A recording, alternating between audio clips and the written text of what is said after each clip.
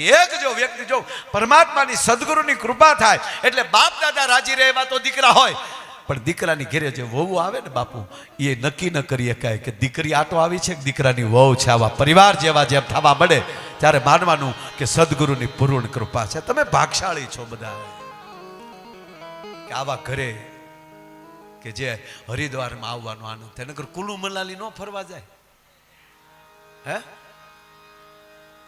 પણ જેને હરિના દ્વારમાં આવું હરિરસ પીવાની જે હામ થાય ત્યારે માનજો કે તમારી ઉપર તમારા સદગુરુની પરમ કૃપા છે, બીજો કોઈ હેતુ નથી સાહેબ. આ નરું સત્ય છે. બાકી ઊભા વાહડા લાટ આટા મારે એમ એમ માનો છો કે પૈસા નથી સમાજમાં, એમ રિલાયન્સ નું પડીકું વાળીને ખિસ્સામાં નાખી દે એવા દુનિયા મેં જોયા, પણ ઘરે ઊભા વાહડા આટા મારે. આપણે જઈએ તો જો બેટા મહેમાન આવ્યા નમસ્તે કહેજો, મને ન ફાવે. અરે મહેમાન છે મને ન ફાવે કીધું ને પપ્પા, માથાકૂટ નહીં કરવાની, નગર 911 માં ફોન કરીશ. તમે શું કરજો પછી? સારું છે સુમરા સાહેબ અહીંયા અમારે નથી બધું, નગર તમે આ પોલીસ વાળા અડધા તો છોકરાઓના બાપ હાટું વાહે દોડવું પડે. આ અમેરિકામાં કાયદો છે ને, તમે 911 માં ફોન કરે છોકરો, છોકરા આવે હો નાના નાના ટાબરિયા, કાંઈ કે જો એના બાપાએ ડારો દીધો એટલે ટાબરિયો સીધો 911 માં ફોન કરે અને સીધી પોલીસ એના બાપને લેવા આવે. લ્યો કર કન્યા કાકડી મારી હેન્ડલ લે. આ નરું સત્ય કહો બાપુ. અમે અમારે શું છે અમેરિકામાં એમાં પ્રોગ્રામ હોય ને એટલે 5 દી અમે ફ્રી હોય, 2 દી જ હોય પ્રોગ્રામ, શનિ રવિના પ્રોગ્રામ, 5 દી બીજું કાંઈ. એટલે બધે અમુક ઘરે બેસવા જતા હોય, પણ એક ઘરે હું ગયો ને છોકરાએ ખરેખર દંડવત પગે લાગ્યા. હું કહું શાબાશ તમારા ભાગ, વાહ ગમ્યું. મને કે ગમે નહીં પૂછો તો છોકરો 10મું ભણતો હતો. એ કે પૂછો છોકરા, હું કહું બટા કહેતો પણ છોકરો પાછો હાવ ફ્રી માઇન્ડ. એ કે મારા પપ્પાએ મને તોડી નાખ્યો. હું કહું કેમ? મને કે હું 3જું ભણતો હતો. 3જું એ છોકરે કીધું 3જું ભણતો હતો, મારા પપ્પાએ મને ડારો દીધો એટલે મેં સીધો 911 માં ફોન કર્યો એટલે પોલીસ આવી. એટલે મારા પપ્પાએ કીધું કે સોરી બેટા હું આજ પછી તને નહીં ખીજાવું. તો પોલીસે કીધું ના લેખિત આપો, અને એ લેખિતમાં છોકરો હા પાડે તો છોકરો એમ કહી દે કે હા લેખિત મારા પપ્પા માફી માગી લે, પણ એ કે હું ના મેં હાથ ન પાડી, નહીં પપ્પાને પૂરી જ ગયો. એ કે પછી મારા પપ્પાએ કે મને પગે લાગ્યા કે દીકરા હું કોઈ દી બસ બેટા સોરી યાર બેટા કોઈ દી નહીં કહું. છેલ્લે કે અડધો કલાક પોલીસે વેઇટ કર્યું અને અંતે કે હું માની ગયો અને મારા પપ્પાએ લેખિત માફી માગી. પછી મને કે પછી સીધી પપ્પાએ ઇન્ડિયાની ટિકિટ કરાવી અને કે મને અમદાવાદ એરપોર્ટ ઉતાર્યો અને એરપોર્ટથી ઘીરે જતા હતા ત્યાં સુધી રસ્તામાં ધબધબાટી બોલાવી અને કીધું કે આલે મોબાઈલ કર 911 કર 911 કર. તું 911 કરશો કે હું 112 બોલાવું? અને 112 નો આવે તો એવો નાખીને તો 108 બોલાવી પડશે. એ કે પછી હું એને ઇન્ડિયા મૂકીને વહી આવ્યો છોકરાને કે દાદા પાસે રહે. અને 2 વર્ષ કે માયાભાઈ અભ્યાસ ભલે નો બગડ્યો, પણ 2 વર્ષ સુધી મેં એને છેલ્લે છોકરાએ કીધું પપ્પા આજ પછી હું કોઈ દી કાંઈ તક તે જોઈ લીધું ને દાદા પાસે રહ્યો ને. અને હકીકત કહું બાપ, એ જ પરિવાર ભાગશાળી છે કે જે બાળકોને એના દાદાના ખોળામાં મળવા રમવા મળે છે સાહેબ. એ પરિવાર ભાગશાળી છે. આ નરું સત્ય છે. આ સંસ્કાર બધાને એમાં લઈ આવે. બાકી તો દીકરી હોય દીકરો હોય. એક જગ્યાએ અમારો બાપુ પ્રોગ્રામ હતો, પ્રોગ્રામનું નામ હતું દીકરી વાલનો દરિયો, સરકારી કાર્યક્રમ, ગવર્મેન્ટનો કાર્યક્રમ. એટલે ગવર્મેન્ટનો કાર્યક્રમ રેકોર્ડિંગ થતું હોય એટલે વારા ઘડી અમારે 20-20 મિનિટે પાછું ગોરિયાને ગમાઈને આવવાનું. મિત્રો દીકરી વાલનો દરિયો છે, 10 મિનિટે પાછા એ વાત. એ 5-7 વાર બોલ્યો ને તો એક જમાનડો ઊભો છો આવો. મને કે બસ ઓમાં આપ્યા. મેં કાં? મને કે દીકરી વાલનો દરિયો તો અમે હું આઠાની હરિયો છે. અને તમે જે દરિયો દરિયો કરો છો ને એ દરિયામાં અમે જ પડવાનું છે.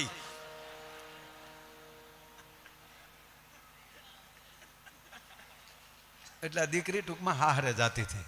મૂળ વાત ઉપર આવો સાહેબ, કારણ કે ઓલામાંથી બહાર નીકળવા પાછું ઘણો પ્રયાસ કરવો પડે બાપુ. એટલે એ દીકરી હારે જાતી હતી અને ઊભો વાહડો હાવ એની બેનું રડે, માસીની દીકરીઓ રડે, માસી બા રડે, ફઈ બા રડે, નાની રડે, નાની બા.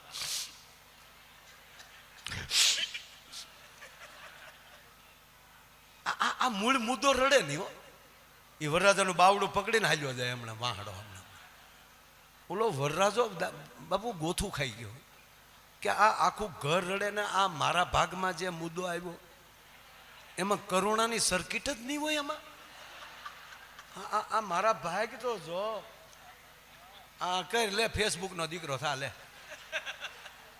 અને હું તો જાહેર આપણા અહીંયા બેઠા પરિવારની વાત નથી કરતો, પણ યુટ્યુબના માધ્યમથી સાંભળી રહ્યા ને કહું દીકરીઓને કે દીકરીઓ, તમારી માટે તમારા બાપે દાડિયું કરીને તમને મોટી કરી, તમારી માટે નબળું કપડું પસંદ ન કરી શક્યા હોય એ તમારી માટે નબળો પરિવાર કઈ રીતે પસંદ કરી શકે એની ઉપર ભરોસો રાખજો સાહેબ. હા પપ્પા તમે એમ કહો નહીં ચાલે, અમે હવે તું રહેવા દે. હા વિકાસ ગૃહમાં જાય પછી એ ઓલો જે આ તને લઈને ભગાડી ગયો ને એ તારો ડોહો તારું નહીં રાખી શકે. એ અત્યારે એ કામસોરનો દીકરો છે. અને પ્રેમ એને કહેવાય પ્રેમ કે જેના પરિવારને હોળી હળગાવીને કોકના ઘરે લઈને વયો જાય એ પ્રેમ ના કહેવાય, લફરું કહેવાય. પ્રેમ ભેગા કરી દે, પ્રેમ કોઈ દિવસ નોખા ન કરે. આ વાંચ્યો રૂક્ષ્મણીને વાંચો, રાધાને વાંચો, બા જગદંબા રાધાને. આને પ્રેમ કહેવાય. ઓધવે જઈને 116 વર્ષના રાધાજી હતા, 126 વર્ષના. અને ન્યા જઈને કે 126 વર્ષના હોય તો યુવાન દેખાય, થોડે હણગાર સજીને આટા મારતા હતા ને એમાં ઓધમે કીધું કે રાધા કાં? કે નારાયણ નીકળી ગયો છે. હે કે નારાયણ નીકળી ગયા છે. કે ગાંડો થામા તો 100 વર્ષ પહેલા વિયો ગયો છે. એ જગત છોડીને જઈ શકે, રાધાનું હૃદય છોડીને ન જઈ શકે. મારા હૃદયમાં વિયો જાય તો એને મરદ કહું. સુરદાસજીને કીધું ને, સુરદાસજીએ ઠપકો દીધો. સુરદાસજી રાતના ભજન કરી અને નીકળ્યા. અને એ તો પ્રજ્ઞાચક્ષુ હતા, સુરદાસ હતા. અને રસ્તો ભૂલ્યા અને આડો કૂવા આવ્યો.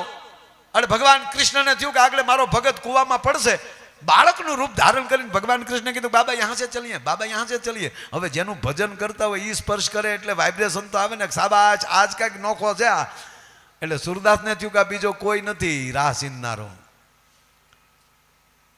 વાતવે ચડાવી અને બાવડું પકડવા જ્યાં જાય સુરદાસ ત્યાં છટકી ગયો. સુરદાસજીની બાપુ હાલત થઈ, ગોપાલ ગોવિંદ એ લાલા कहां चले गए तुम? અને પછી પદ લખે છે, ऐसा करना था तुझे तो सुन ले मेरी पुकार कि बाई सुरा कर जात हो निर्मल जान के मोहे. મને સુરદાસ સમજીને તું મારું બાવડું મુકાવીને વહી ગયો. બાઈ સુરા કર જાત હો નિર્મલ જાન કે મોહે, હૃદય ચુરા કે જા તો મરદ બખાનું તો હે. મારા હૃદય માલી નીકળી જા તો મરદ કહું. આનું નામ પ્રેમ કહેવાય. અને પાછું આ છોકરાઓ તમને એમ લાગે કે આ મોબાઈલ આવ્યા પછી ત્યાં મેસેજ, ના મોબાઈલ નહોતા તે ત્યાં બુઢિયા કે જેમ તેમ નહોતા, એ શીઠીઓ તો લખતા જ તે. હા તમે એને કાંઈ ઓછા ન માનતા. હાવ હા એક વળી કાગળિયો લે, એમાં 2 ડુંગરા દોરે, એની પડખે વળી નદી દોરે, નદી પડખે 2 નાળિયેરી દોરે, એની પડખે વળી પાછો આ ડુંગરાને 2 ટોશુની વચ્ચે પાછો દી ઉગાડે, અને એની પડખે પીપળાનું પાન દોરે, એની અંદર હોહરવું તીર કાઢે. આ દાંત કાઢે એ ઓછા નથી. આ જેણે અનુભવ કર્યા એ મરક દાંત કાઢે છે. અને તીરની અણીએ જેને મોકલવું એનું નામ લખે, અને વાહે તીરની વાહે ભાઈનું નામ લખે. અને વળી પાછા શરૂઆત કરે ચિઠ્ઠીની, પ્રિય ઉગતા સૂર્યની સંધ્યામાં, ઉગતા સૂર્યની કિરણોમાં અને આથમતી સંધ્યામાં હું તને હરદમ યાદ કરું છું. તો બપોરે હું તારા બાપ તને કાંઈ કાંટા વાગે છે બપોરે યાદ કરતે. એક જણાનો બાપુ ગધેડો ખોવાઈ ગયેલો. બિચારો ગધેડો ગોતવા સરાણમાં ગયો તો ત્યાં મોટો વડલો હતો. તે વડલાની માથે ટગલી ડાળે ચડી અને બિચારો હંધી કરામાં નજર ફેરવતો હતો કે ક્યાંય ગધેડો દેખાય, જોતો હતો. એમાં આવું એક કપલ આવી અને વડલાને થળિયા આડું બેસી ગયું. એને ખબર નહીં કોલો ભાઈ ઉપર. અને આ 2 જણા હમણાં આમ બેસી ગયેલા વડલા હતા. વળી વળી કે શું કરો છો? પ્રિય, તારી આંખોમાં મને આખી જગત દેખાય છે. તા ઓલો ઉપર સાંભળી ગયો કે ઓહો, હું ખોટો વડલે સીડ્યો.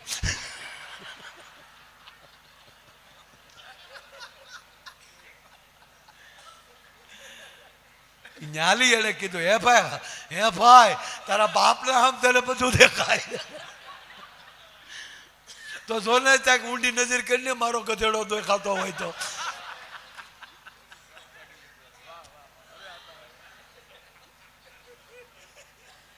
ટૂંકી વાત કરું સાહેબ, ભજન સાંભળીએ પછી પણ બોલી દીકરી હારે જાતી હતી.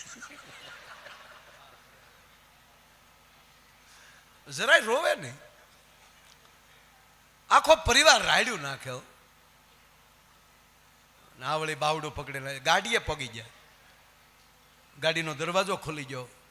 પણ વરરાજાને બિચારાને છોકરા આ મુદ્દો કન્યા સામું જોવે, એની બેનું સામું જોવે.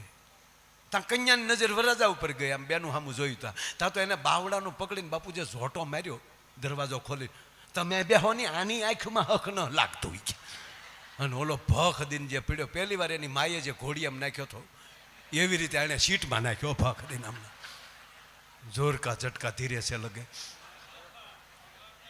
અન કન્યા પાછી ફરી હો, પાછી ફરીને ઓલી રોચ્યું છું ને એને મળી કહેવાય, રોવા હું બેઠ્યો, ભૂંડિયું લાગો, વીડિયા ઉતરે વીડિયા. શરમ નથી આવતી? ભૂંડિયું લાગો, રોવા શું બેઠ્યું છો? ઓલું વધારે તમને કહું, મૂંગ્યું રહ્યો ને, રોવા હું બેઠ્યું, હું પહેલી વાર હારે જાવ સૌ. હા લે પછી ખબર પડી કે એટલે જ રોચ્યું છું કે હવે રહેજે. કહેવાનો અર્થ આ જોક્સ નથી. લગ્ને કુંવારા ન રહેવું. એકવાર જેને શરણે વયા ગયા એ ભરોસો મૂકી દેજો, પછી બધું ધ્યાન તમારો સદગુરુ રાખશે મારા વાલા. પછી આપણે કાંઈ નહીં રાખવું પડે. અને આવો જ્યારે ઉજળો જે આજનો પ્રસંગ,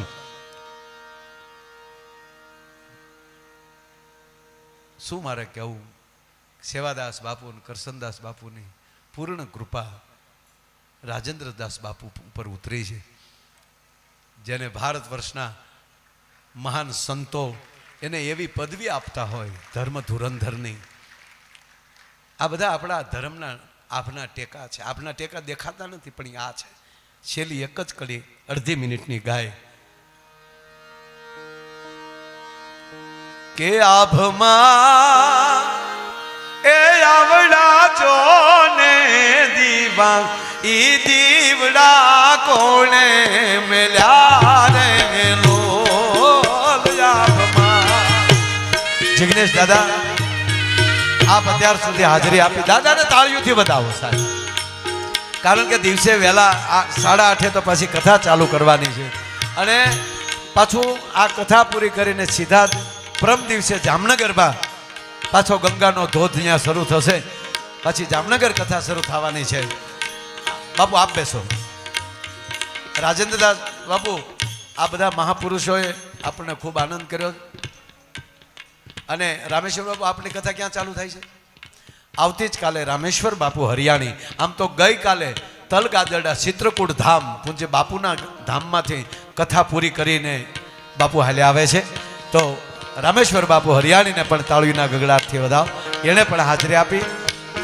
આભમાયાવડા જોને દીવા ઈ દીવડા કોણે મેલ્યા રે લો. કવિ કહે છે કે આકાશમાં સૂર્ય ચંદ્રના જે દીવા છે, લાખો તારોલિયા દેખાય છે, આ દીવડા કોણે મૂક્યા? હે આભમાયાવડા જોને દીવા ઈ દીવડા કોણે મેલ્યા રે લો.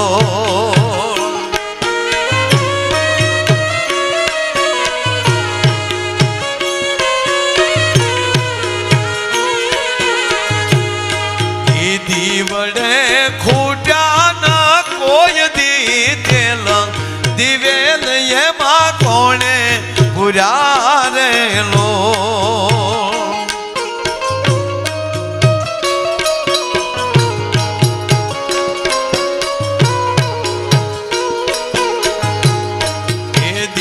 દીવડે ખૂટ્યા ન કોઈ દી તેલ દિવેલ એમાં કોણે દિવેલ એમાં કોણે દિવેલ એમાં કોણે